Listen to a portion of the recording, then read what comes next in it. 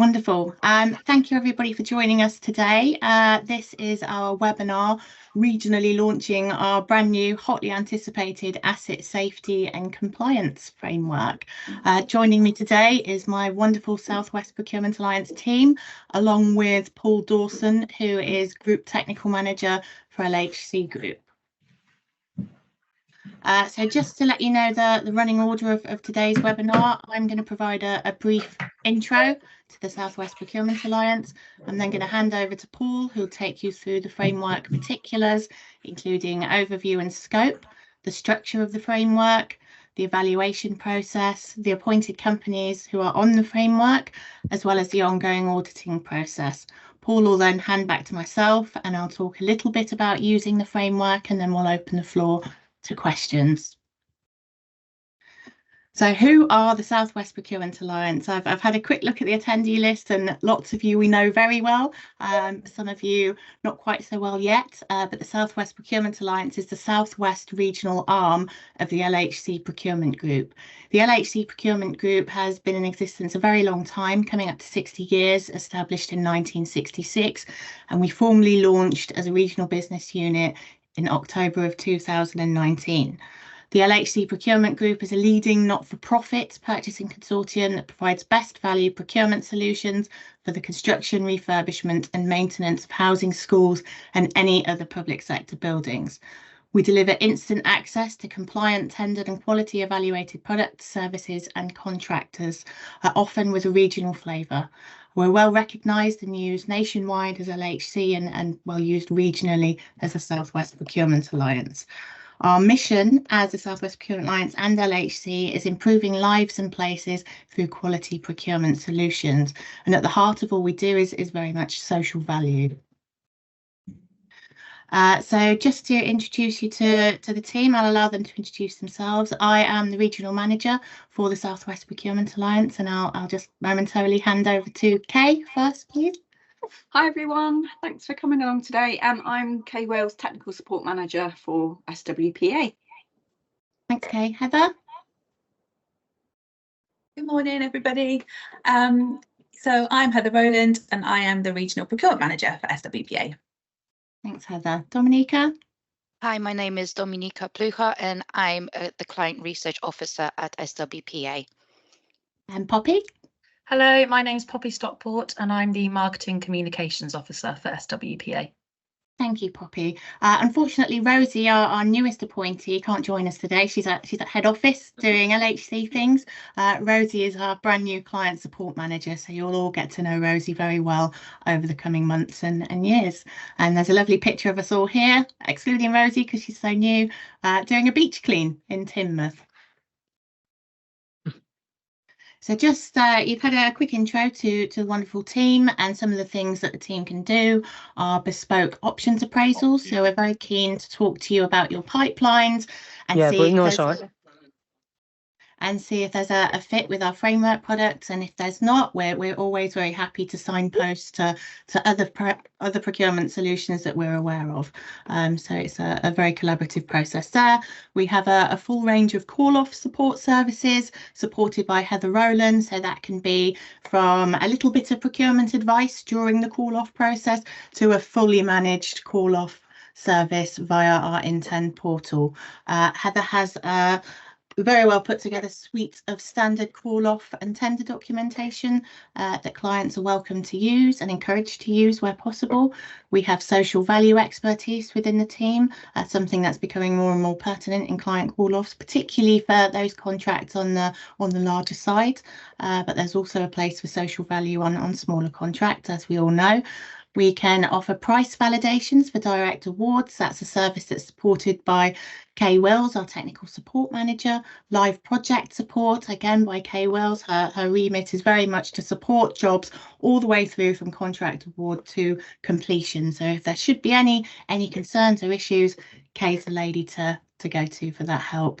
And of course we have marketing support as well from Poppy. We're always very keen to showcase successful use of our frameworks and successful projects that are going through, particularly any examples of social value that may be being delivered during your contracts.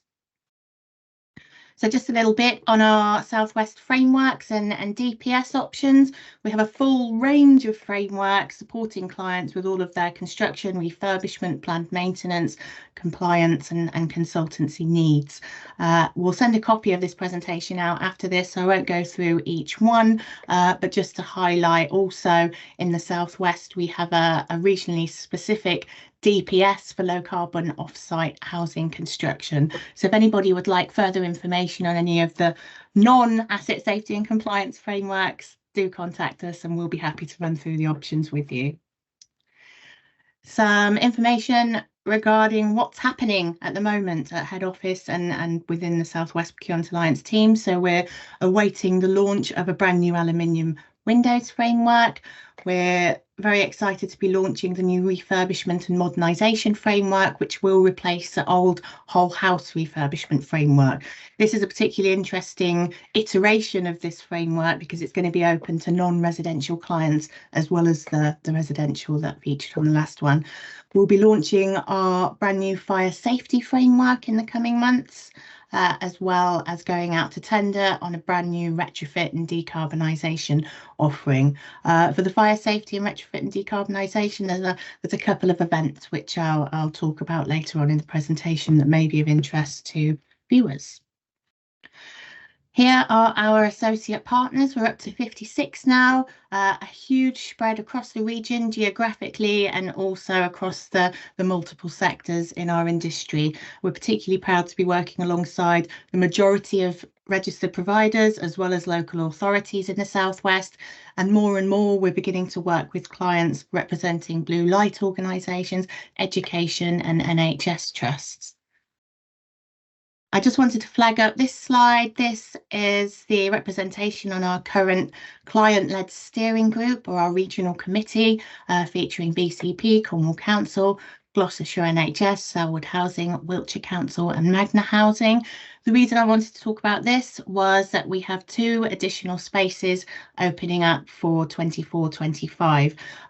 Members are invited to attend 4 meetings per year, and as a result of their attendance they get a £10,000 allocation in our community benefit fund. So if anybody is interested in talking to us about joining our committee, leading the strategic direction of the Southwest Procurement Alliance, please do get in touch as a matter of urgency, because we're keen to get that set up in advance of the new financial year.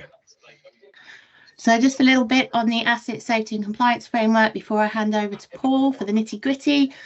We carried out extensive pre-tender engagement activity with clients and appointed companies. So just to take you back a little bit, LHC and the Southwest Procurement Alliance previously had separate frameworks covering asbestos, water management, void property protection, and also the asbestos side as well, which I've mentioned. It became clear during the pre-tender engagement phase that clients were keen to have a single framework that could meet all of their needs for building life safety and maintenance of their buildings and for the benefit of their residents. So some of the key features on this framework are: it's a suite of asset safety and compliance disciplines, providing a method to meet government guidelines regarding life safety, property protection and maintenance.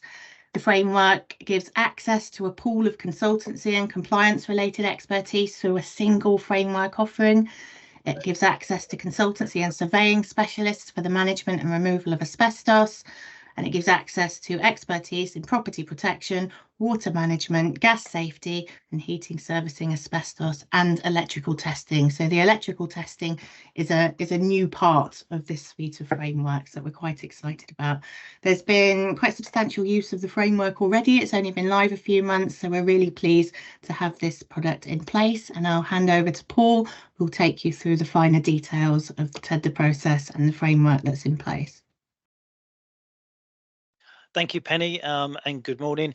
For those of you who logged in a little bit later, my name is Paul Dawson. I'm Group Technical Manager at LHC, and I'm one of the team who have put these frameworks together, specifications, etc. So I'll run through the core scope of the framework and the uses for the relevant lots and work streams within it. But we'll start off firstly with compliance. So we offer a legally compliant framework route to market for yourselves. There are 2 dates on here just to pick up. So it's gone out on Find a Tender. The reference numbers are above. The valid dates for the framework are 4th of September 23 through to 3rd of September 27, with the exception of the domestic gas safety, which had a slightly later launch date. So that's 18th of September through to 17th of September 2027. Next slide, please.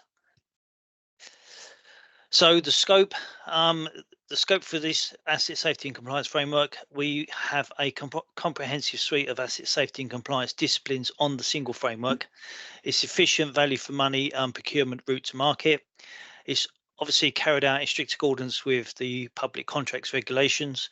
We have places awarded to 35 different suppliers across the 5 core work streams, which I'll go through in more detail in a minute. And the companies appointed to the framework are essentially experts in their field with a proven track record in delivering projects with public sector clients. Again, I'll cover a little bit more of how we evaluate those to ascertain the organisation's capabilities in a while. Next slide, please. So the 5 work streams. Work stream 1 is the asbestos consultancy services and removals. Workstream 2 is property protection and associated services. Workstream 3 is water testing, treatment and management, which includes hygiene and testing and consultancy. Workstream 4 is HVAC, which is air conditioning servicing and maintenance. We also have underneath there gas safety, which is split between domestic and commercial. And then Workstream 5 is the electrical, which is the fixed wire testing, and also the portable appliance testing, which is a new work stream within this combined framework. Next slide, please. So a little bit more detail. Workstream 1, which is the asbestos lots. Under Workstream 1, we have Lot 1A, which is asbestos consultancy. Within the asbestos consultancy, we are looking to offer desktop reviews and advice, risk assessments, action plans, asbestos awareness training, duty to manage training, contaminated land consultancies, and project management consultancy for managing asbestos works. Lot 1B is the asbestos surveys and testing lot. And under the surveys and testing is asbestos management surveys, asbestos removal and demolition surveys, re-inspection surveys, and the air monitoring and 4-stage clearance. Lot 1C is the asbestos removal and disposal works, which includes domestic and commercial works. And the next slide, please. Okay, Workstream 2 is property protection and associated services. Underneath Workstream 2, there's just one lot, and it covers the installation of security screens, doors, and other property protection to stop unauthorised access. Shut down and drain down of utilities and decommission of utilities, boarding up services, alarms which can be monitored, property cleaning and clearance services, mold treatment and management, and obviously pest control. Next slide, please. Workstream 3 is the water hygiene consultants and water systems management. There's one lot underneath this workstream, and it's the for risk assessments covering identification and inspection of assets and potential source of risks of exposure to Legionella. Is to assess the existing control measures, including service records, cleaning and monitoring, assessment and provision of training and awareness as may be necessary for your clients, and providing guidance on remedial actions to reduce exposure to waterborne bacteria. Next slide, please.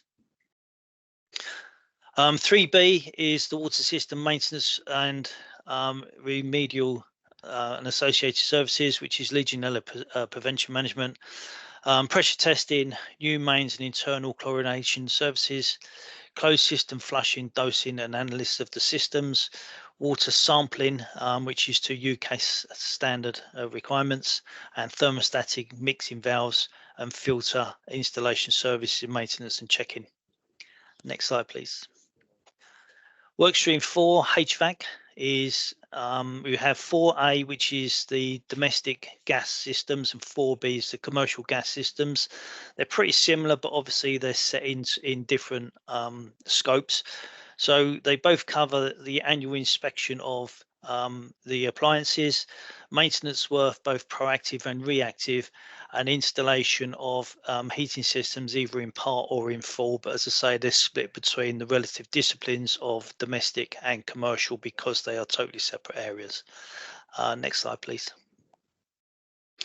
And still under workstream 4, we have 4D, which is the HVAC, which is the air conditioning service and maintenance lot.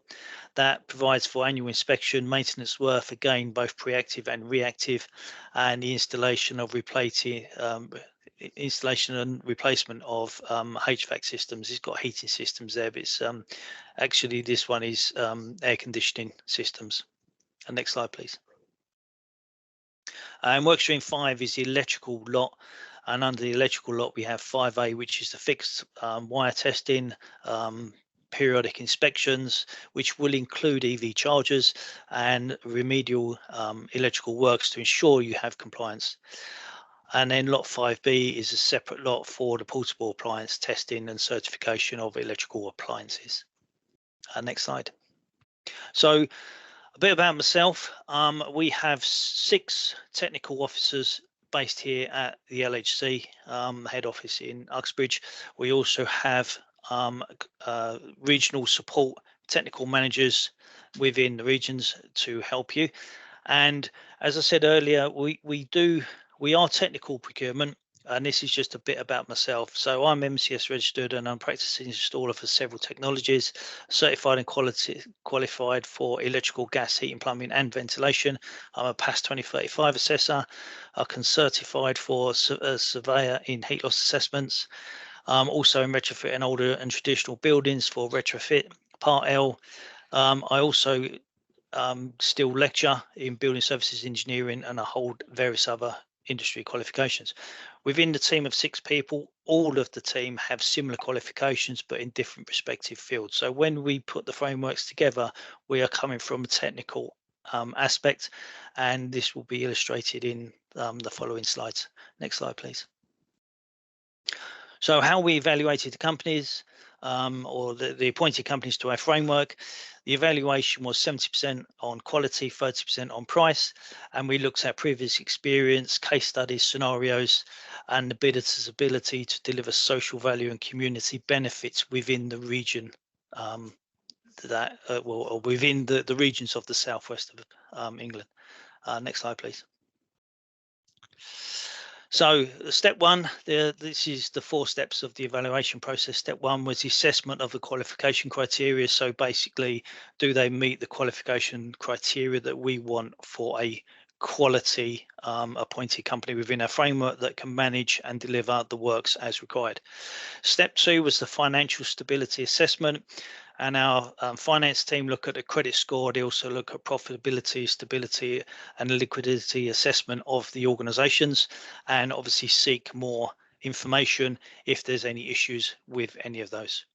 Step 3 is insurance requirements. Insurance requirements will be covered in a slide later on. So there is a minimum insurance requirement for the framework.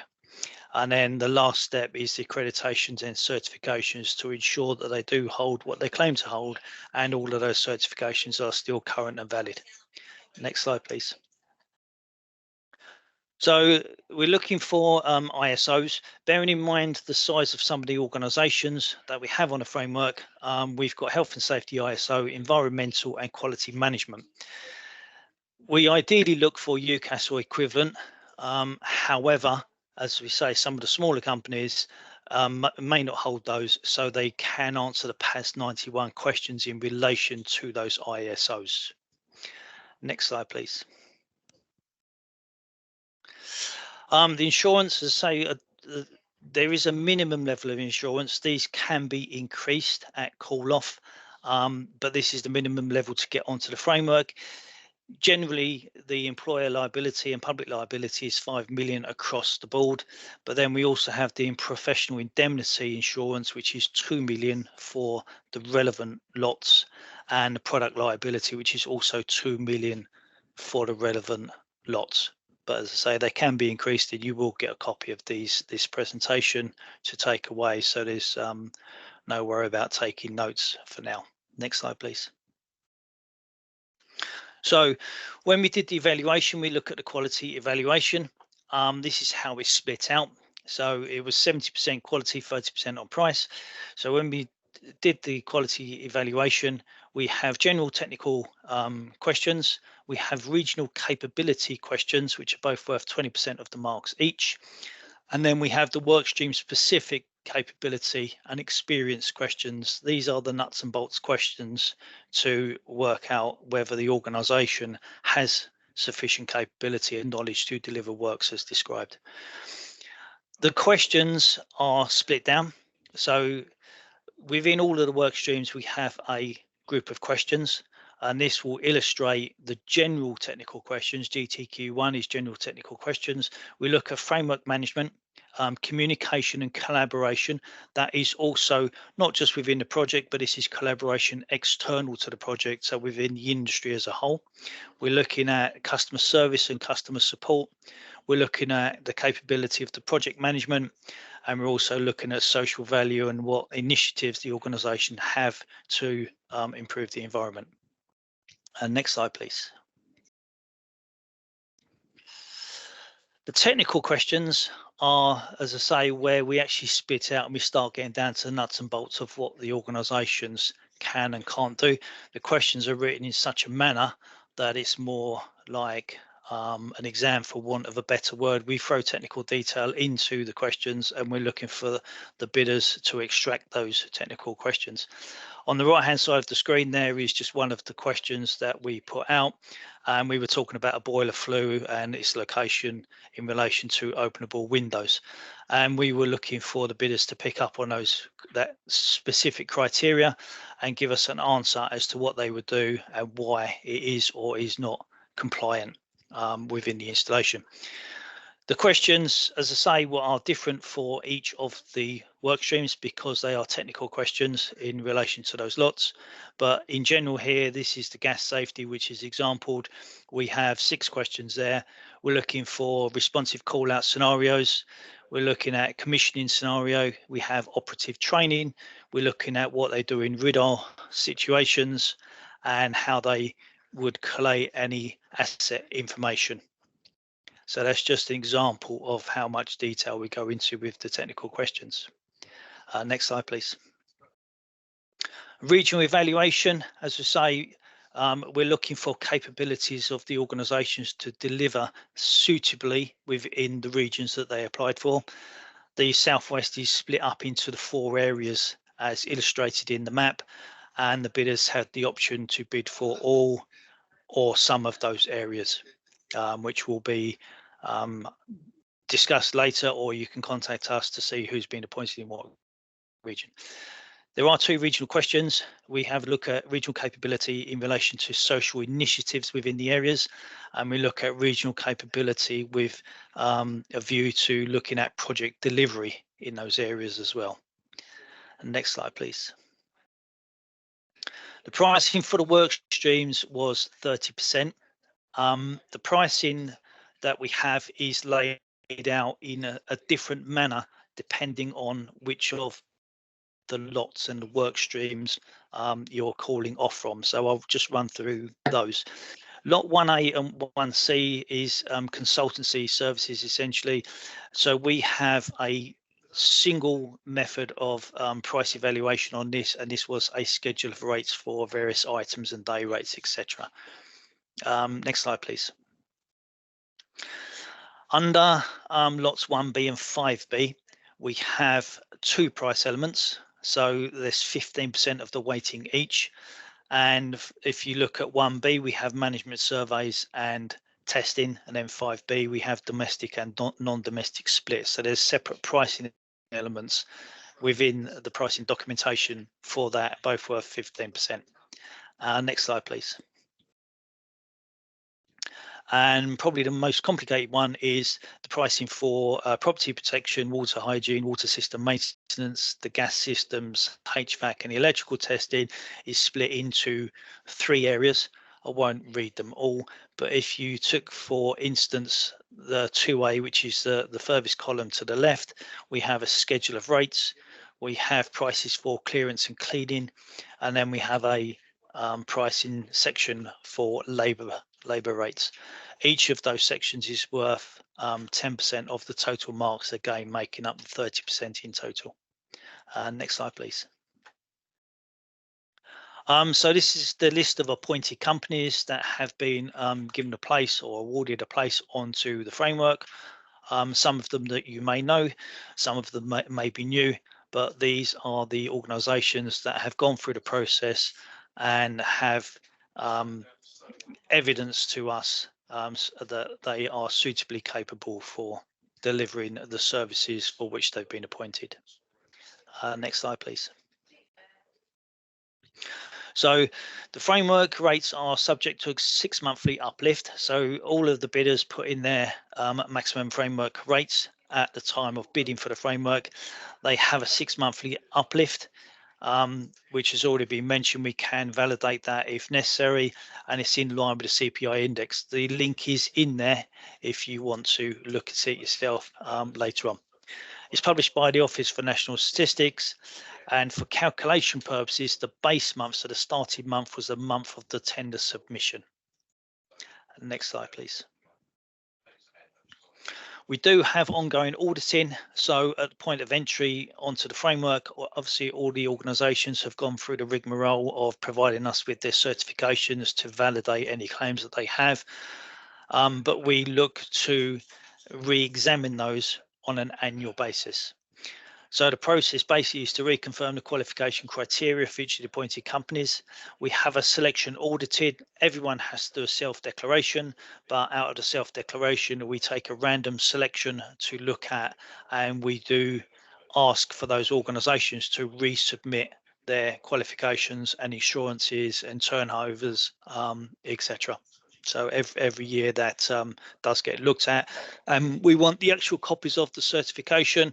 We don't want statements as shown in the bottom right hand corner. We want the actual certificates, which we then validate back against, in the case of GasSafe or NIC, we validate those back against the national database, which is available.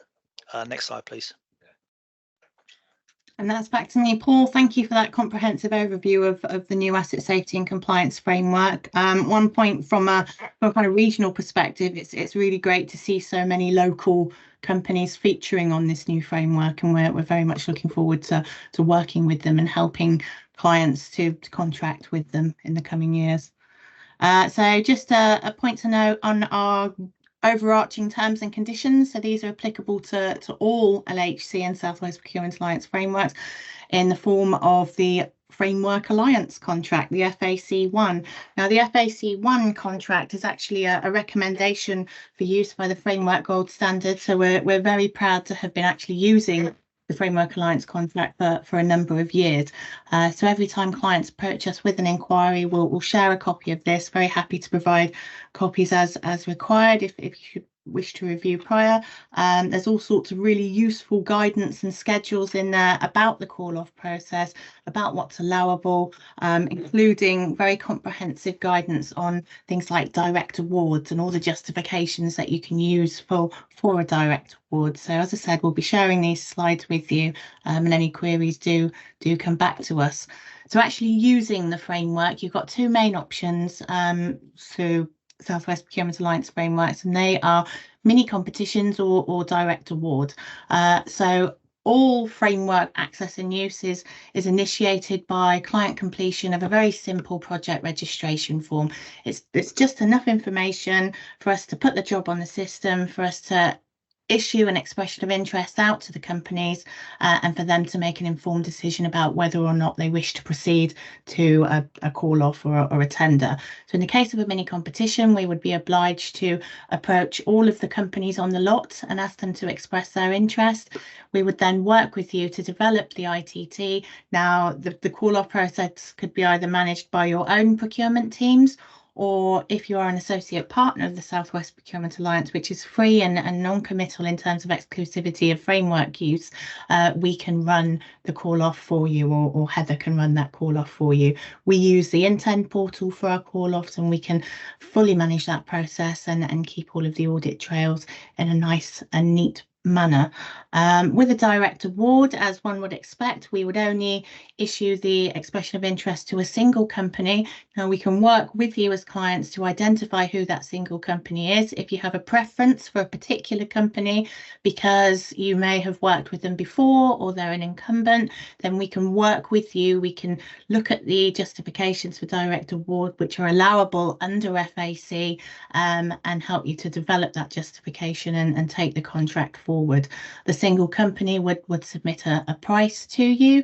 If you require some extra assurances that you've got value for money by engaging in a direct award, then Kay, our technical support manager, can assist you with a price validation, just so that you've got something tangible from an objective point of view, to demonstrate that you have achieved that value and that the prices offered are within the parameters of the agreed maximum rates. Any questions about accessing the frameworks, or if anybody has any particular needs at this moment in time in readiness for 24-25, as I know is the big focus area for a lot of you at the minute, please do get in touch with myself and Rosie, our client support manager. So this webinar is actually a precursor to quite an exciting in-person event that we're planning. At the moment, we've scheduled in the 25th of April, still to be confirmed as we're just tying up the details with the venue, for a compliance event which will showcase the disciplines within this asset safety and compliance framework, but also the new fire safety framework as well. So there's going to be guest speakers, there's going to be panel discussions, there's going to be all sorts of exciting knowledge sharing going on the day, and we very much hope that you will join us. The event will be free, and as soon as we've firmed up things with the agenda and the venue, we'll be distributing invitations. Another event I just wanted to make you all aware of was an event being put on in Birmingham on the 28th of February by LHC Group. This is for retrofit for a net zero future. Again, a fantastic knowledge sharing opportunity, in-person event in Birmingham, very easy to get to, particularly for our clients in the kind of Gloucester, Bristol area, but it's definitely worth a trip for those further down in the region as well. That event is being supported by ECD Architects, Build Test Solutions, Valen and Vinci as well. So we'll be sending all the information out to you, and please book your spaces. Spaces are limited, and it should be a fantastic opportunity to learn more about retrofit and decarbonisation and how you can effectively deliver that work within your respective organisations. So I'm going to open up the floor to questions. Rick, do you have a question? Yes, good morning. Thank you very much indeed for a very helpful and clear presentation. This is probably asking the very obvious question. I'm one of the procurement category managers that works for University Hospitals Dorset NHS Trust, and we are very pleased to be using a number of frameworks, including the LHC framework. I just wanted to double check that there would be a reasonably simple searchable list of contractors and trades that are covered under this framework. Some of the categories that Paul particularly went through are of a specific interest to us. So I wonder how that is managed. Do you do that via an Excel form, or is that one of the documents that's available once you register for the framework?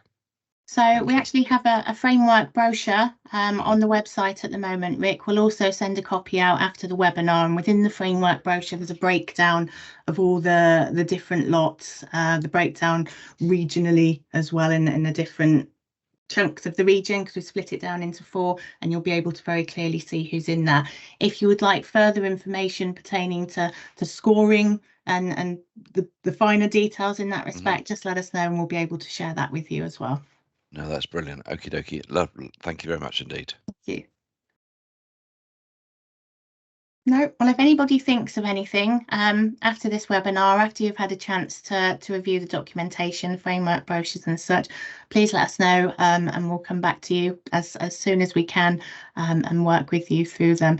Likewise, if there's any pressing requirements that you might have, if you want to very quickly get contracts in place, and a framework is a really great route to be able to do that, and that the whole team will be happy to support you in doing so.